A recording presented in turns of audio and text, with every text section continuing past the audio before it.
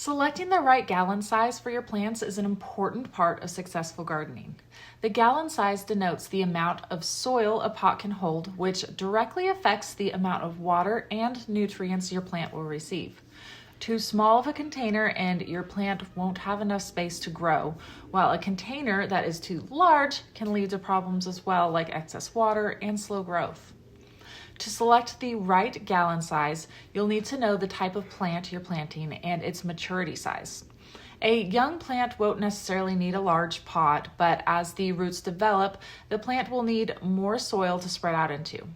Most plants will require containers with about a 5 to 20 gallon soil capacity. For optimal growth, select a pot that's not too small and not too big, just big enough for your plant to reach its full potential. We typically recommend fabric containers, especially for beginners, because they can really help your plants thrive in containers by preventing issues such as waterlogging or having root-bound plants. Taking these steps will help ensure that your plants have the right environment for successful growth.